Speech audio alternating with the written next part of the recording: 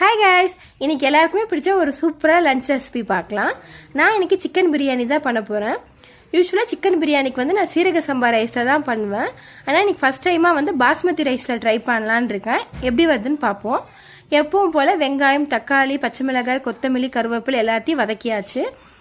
Basmati rice வந்து வேகமாகவே cook ஆகிடும். So அதனால் நான் சிக்கன் மட்டும் ஃபஸ்ட்டு ஒரு விசில் மட்டும் விட்டு எடுத்துக்கிறேன். இதிலே பாருங்கள் நிறைய தண்ணி வந்திருக்கு.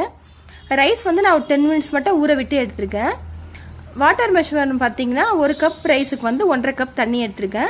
இந்த மெஷர்மெண்ட் வந்து கரெக்டாக தான் இருந்தது. ஆனால் எனக்கு இன்னும் கூட கொஞ்சம் தண்ணி எக்ஸ்ட்ரா ஊற்றிக்கலாம்னு தோணுச்சு. நம்ம நான்வெஜ்ஜில் வந்து எத்தனை டிஷ் தான் சமைச்சு சாப்பிட்டாலும் பிரியாணி வந்து ஒரு தனி ஸ்பெஷல் தான். பிரியாணி வந்து டேஸ்ட் ரொம்ப சூப்பராக இருந்தது. இதுக்கு சைட் டிஷ் வந்து சிக்கன் 65 ரெடி பண்ணியாச்சு. இந்த வீடியோ பிடிச்சிருந்தா லைக் பண்ணுங்கள். இன்னும் இந்த மாதிரி நிறைய வீடியோஸ் பார்க்கலாம். மறக்காம நம்ம சேனலை சப்ஸ்கிரைப் பண்ணிக்கோங்க. இன்னொரு ரெசிபியோட நெக்ஸ்ட் வீடியோவில் பார்க்கலாம். பாய்.